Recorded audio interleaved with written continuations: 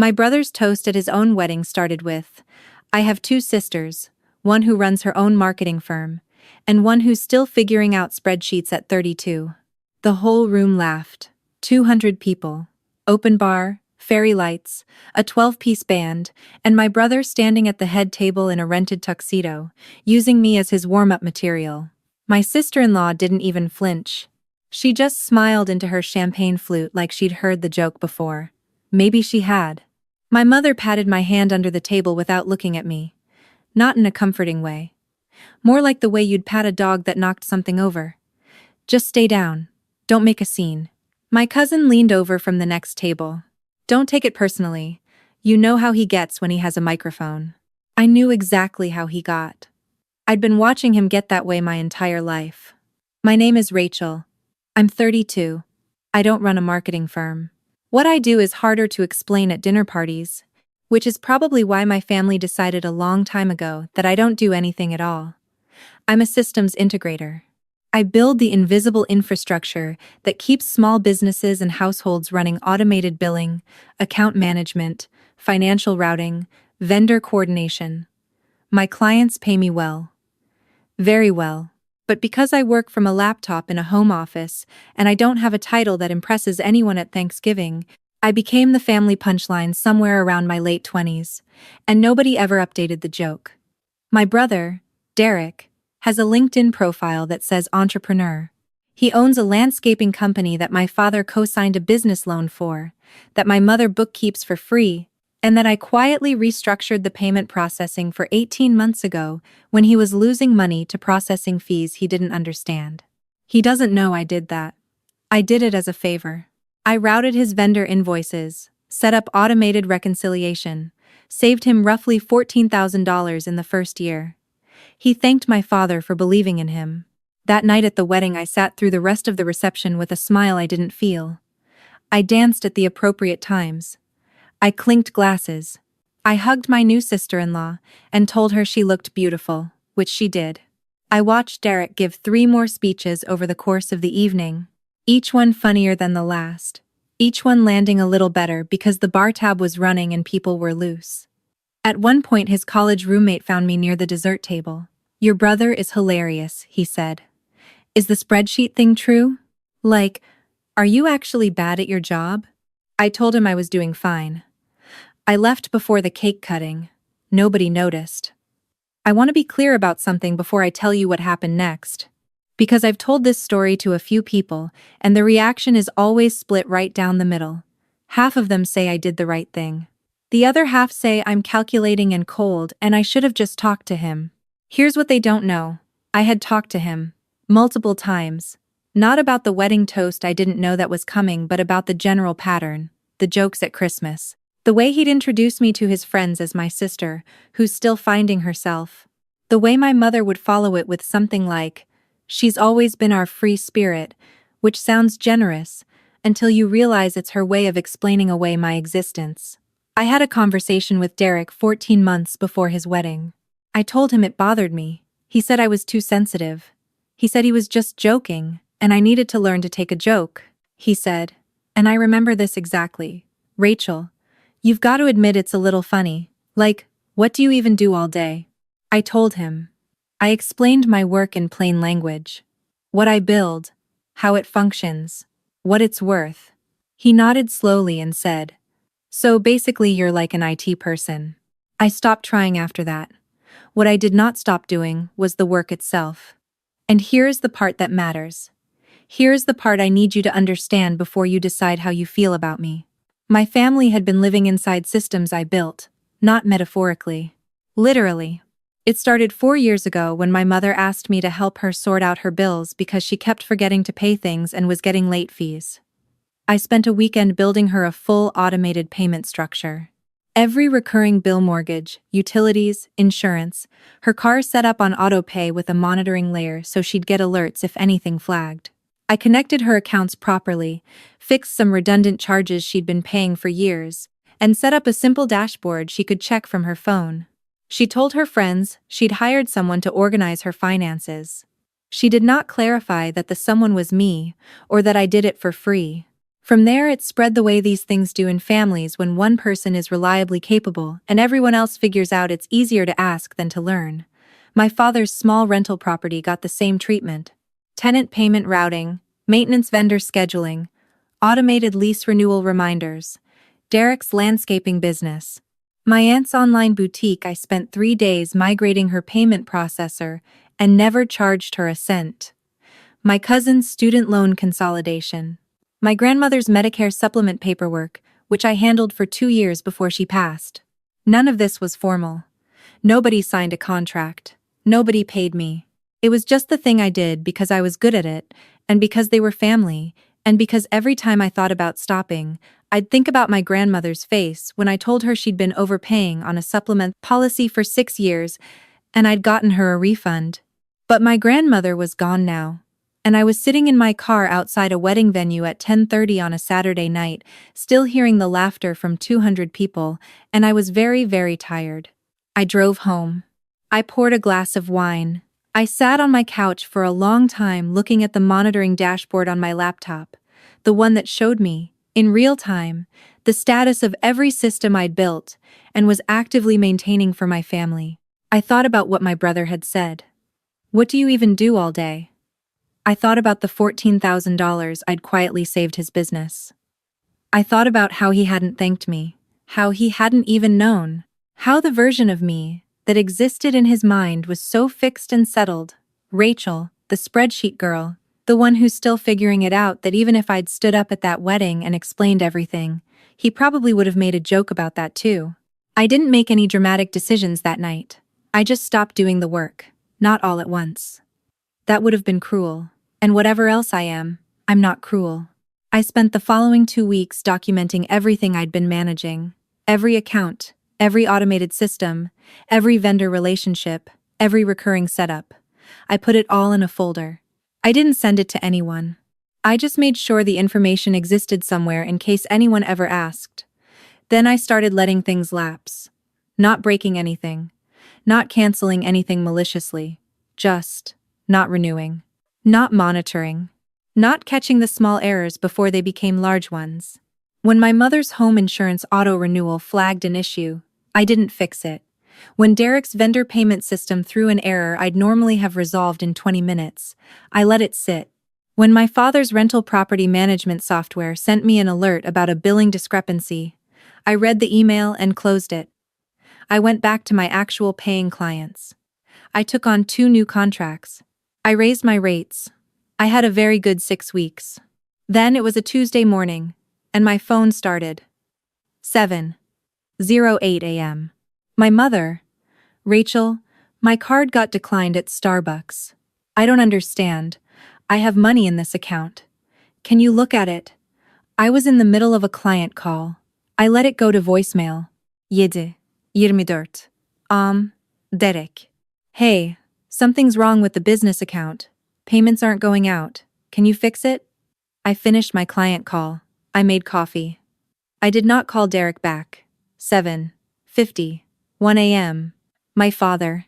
"Rachel, I got a notice from the property management system. Something about a failed billing cycle. I don't know what this means. Call me." 8:15 a.m. My mother again. Not a text. This time a voicemail, her voice pulled tight in a way I'd only heard a few times in my life. "Rachel, I need you to call me right now. I just got a notice that my homeowner's insurance lapsed. I don't understand how that happened. I set that up to be automatic. Did something change? Please call me." I sat at my kitchen table with my coffee, and I read all of them in order. Then I set my phone face down and opened my laptop and did 2 hours of work for a client in Denver who paid me on time and never once asked me what I do all day. At 10:30 I called my mother back. "Thank goodness," she said before I'd finished saying hello. "Rachel, I don't know what's happening. Everything is Derek's business is having issues. Your father got a notice about the rental, and my insurance." "Mom," I said. "I know." Silence. "You know? I've been aware of these issues for a few weeks," I said. "I need to tell you something, and I need you to actually listen." She listened. I told her everything. Not in an angry way. I'd had 6 weeks to process the anger and I was somewhere past it by then, in the quieter territory that comes after. I told her what I'd been building and maintaining for the past 4 years. I named every system, every account, every hour. I told her about Derek's landscaping business and the $14,000. I told her about the insurance renewal I'd let lapse, and exactly what needed to happen to reinstate it, step by step, because I had written it all down. She was quiet for a long time after I finished. "Why didn't you ever tell us you were doing all this?" she finally said. I thought about that for a moment. "I did tell you," I said. "At Christmas, twice. At Derek's birthday last year. When Aunt Linda's boutique nearly got flagged for fraud, I explained exactly what I'd fixed and why. Nobody asked any follow-up questions. That's not the same as telling us it all depended on you." "No," I said. "It's not. But here's the thing, Mom. I also tried to tell you what I do for a living. Multiple times. And the response was always some version of, 'Oh, that's nice, but what's your real job?' Derek used my career as a joke at his wedding in front of 200 people. So I think maybe the question isn't why I didn't explain myself loudly enough. I think the question is why nobody was listening." Another long silence. "What do we do now?" she said. "I've written everything down," I told her. "I'll send you the document. It has step-by-step instructions for every system, how to manage it yourself, who to call if something breaks, what the passwords are, and how to reset them. Everything you need to run it without me. Rachel. Mom. I love you. I will always help you in an emergency, and I will always be your daughter. But I'm not going to keep managing your lives for free while being the family joke. That's the part that has to change." She cried a little. I held the phone and let her. I didn't apologize. Derek called me that afternoon. The landscaping business had missed 3 vendor payments because his automated routing had errored out and nobody had caught it. 2 of his vendors were threatening to pause service. He was stressed. I could hear it in his voice, that tight-clipped quality he gets when things aren't going his way. "I need you to fix this," he said. "Not can you help me. Not I'm sorry for the wedding. Not even please. Just, I need you to fix this." "I know what's wrong," I said. "I can fix it in about 20 minutes. My rate for business systems work is $200 an hour, 1 hour minimum." The silence that followed was different from my mother's silence. Hers had been sad and a little guilty. Derek's was offended. "You're going to charge me?" "I charge all my clients," I said. "You're a business owner. You understand how that works." "Rachel, I'm your brother." "I know," I said. "And at your wedding you introduced me to 200 people as the sister who's still figuring out spreadsheets. So yes. If you want me to fix your business systems, we do it as a professional transaction. I'll send you an invoice. First session is 1 hour minimum." He hung up. He called back 40 minutes later. "Fine," he said. "Send the invoice." I fixed his system in 18 minutes. I sent him a 1-hour invoice for $200 and a detailed breakdown of what had failed and why and how to prevent it going forward. He paid it 3 days later without commenting. My father was easier. He's always been more straightforward than the others, less interested in performance, more interested in solutions. When I explained what had lapsed and what he needed to do, he took notes and asked good questions, and at the end he said, "I didn't realize how much you were carrying." "I know," I said. "I'm sorry we didn't see it." I believed him. The harder conversation was with my mother, not that first call but the one 2 weeks later. We had lunch, just the 2 of us, and she'd clearly been thinking about everything because she came in with a list, an actual handwritten list on a yellow legal pad of questions about what I'd built and how it worked and what she needed to learn. We talked for 3 hours.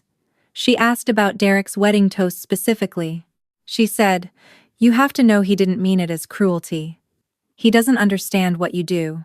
"I know he didn't mean it as cruelty," I said. "That's almost the harder part. He was comfortable enough in not knowing me to use me as a punchline in front of everyone he loves. You don't do that to someone you've been paying attention to." She didn't have an answer for that. "Do you think it can be repaired?" she asked, with Derek. "I don't know," I said honestly. I think that depends on whether he actually wants to understand me, or whether he just wants the awkwardness to be over. She nodded slowly. She folded her legal pad. She reached across the table and held my hand. I should have said something at the wedding, she said. When he said what he said, I should have said something. I held her hand back. Yeah, I said. That one I'm still working on forgiving. I want to tell you how things stand now, because I know you're wondering. And because I think the incomplete version of a story is its own kind of lie. My mother manages her own financial systems now. She calls me sometimes with questions, and I answer them. She came to my apartment last month, and I walked her through the monitoring dashboard, her own version, simplified, that I built specifically for her to run herself. She made me coffee while I explained it, and she took notes on the legal pad. Before she left, she said, "I'm proud of you. Not for any specific thing, just proud of me." I cried in the elevator after she left. Not from sadness. My father hired me, properly, to manage his rental property. We have a contract. He pays me a monthly retainer that is fair and on time. He also told my uncle at Easter what I actually do and what it's actually worth, unprompted, while I was in the other room. My cousin texted me afterward. Uncle David just shut down like 3 people who were about to ask when you're getting a real job. It was amazing. Derek and I are in a different place. He's used my services twice, since the wedding, both times professionally, both times paid. The conversations are civil. There's something underneath them that hasn't been addressed yet. A conversation we haven't had, and I think we both know it. I'm not ready to have it, and I'm not sure he is either. I don't know if we'll get there. I want to believe we will. At Thanksgiving this year, he introduced me to his father-in-law. He said, "This is my sister Rachel. She runs her own systems integration business." He didn't say it loudly. He didn't make a thing of it. He just said it like it was a fact, which it is. And then the conversation moved on to something else. I'm choosing to count that, not because it's enough. Not because one introduction at Thanksgiving cancels out 200 people laughing at a wedding. But because I'm 32 years old and my brother is 35 and we have, if we're lucky, 50 more years of Thanksgivings. And I would rather spend them counting the small movements toward something than keeping score on everything that came before. The quiet ones who keep the foundation level, we don't have to be the ones keeping score too. That's the part I'm still learning. Before I go, tell me something. Has someone in your life ever found out your value the hard way? Drop it in the comments. I read every single one. And if this story meant something to you, share it with someone who needs to hear it. I'll see you in the next one.